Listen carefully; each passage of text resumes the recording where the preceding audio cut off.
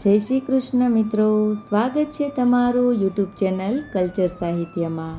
2026માં દેવશયની એકાદશી ક્યારે છે, તેનું મહત્ત્વ અને તેનું શુભ મુહૂર્ત, પૂજાવિધિ વગેરે વિશે આપણે સાંભળીશું। દેવશયની એકાદશી, જેને દેવપોઢી 11 પણ કહેવામાં આવે છે, આપણા હિન્દુ ધર્મમાં આ ખૂબ જ પવિત્ર તહેવાર ગણાય છે। દેવશયની એકાદશી 2026માં એકાદશી તિથિનો પ્રારંભ 24 જુલાઈ 2026ના રોજ સવારે 9:13 વાગ્યે થશે અને એકાદશીની સમાપ્તિ 25 જુલાઈ 2026ના રોજ સવારે 11:35 વાગ્યે થશે અને એકાદશીના પારણાનો સમય 26 જુલાઈ સવારના રોજ થશે।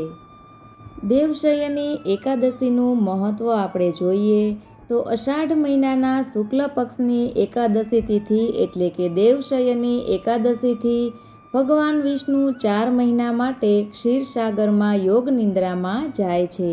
તેથી આ સમયગાળા દરમિયાન કોઈ પણ પ્રકારના શુભ કાર્યો કરવામાં આવતા નથી, જેમ કે લગ્ન, ગૃહપ્રવેશ, મુંડન વગેરે જેવા કાર્યો કરવામાં નથી આવતા। આ દિવસે ઉપવાસ કરવાથી મનુષ્યના તમામ પાપો નષ્ટ થાય છે અને મોક્ષની પ્રાપ્તિ થાય છે।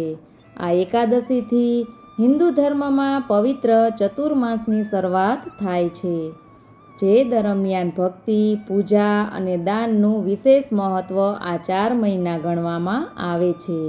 આ દિવસે ભગવાન વિષ્ણુની સાચા મનથી પૂજા કરવાથી ભક્તોની તમામ ઈચ્છાઓ પૂર્ણ થાય છે અને આ 4 મહિના ઉપવાસ કરીને એકટાણા કરવામાં આવે તો ભગવાન વિષ્ણુ અને માતા લક્ષ્મીની અસીમ કૃપા પ્રાપ્ત થાય છે।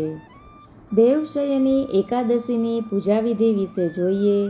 બ્રહ્મ મુહૂર્તમાં સવારે વહેલા ઉઠી સ્નાન કરી અને વ્રત કરવાનો સંકલ્પ કરવો। ભગવાન વિષ્ણુ કે શ્રી કૃષ્ણની મૂર્તિને દક્ષિણાવર્તી શંખમાં કેસર મિશ્રિત જળ અથવા દૂધ ભરીને અભિષેક કરાવવો। ભગવાનને પીળા વસ્ત્રો, પીળા ફૂલ, ખાસ કરીને પીળા ગલગોટાના ફૂલ અર્પણ કરવા અને ચંદન પણ અર્પણ કરવું। ભગવાનને પીળી મીઠાઈ અથવા ફળોનો ભોગ ધરાવવો અને તેમાં તુલસીપત્ર અવશ્ય ધરાવવા। પૂજા દરમિયાન ઓમ નમો ભગવતે વાસુદેવાય મંત્રનો જાપ કરવો। સાંજે ફરીથી વિધિવત પૂજા કરી ભગવાન વિષ્ણુની આરતી કરવી। એકાદશીના બીજા દિવસે એટલે કે દ્વાદશી તિથિએ સૂર્યોદય પછી બ્રાહ્મણને દાન આપીને ઉપવાસ છોડવો એટલે કે પારણા કરી લેવા।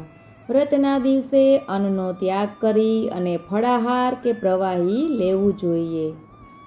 દેવશયની એકાદશીના આપ સૌને જય શ્રી કૃષ્ણ। વિડીયોને લાઇક, શેર અને સબસ્ક્રાઈબ જરૂર કરજો। બીજા સાથે શેર અવશ્ય કરજો, જેથી માહિતી બધા સુધી પહોંચી શકે। ધન્યવાદ।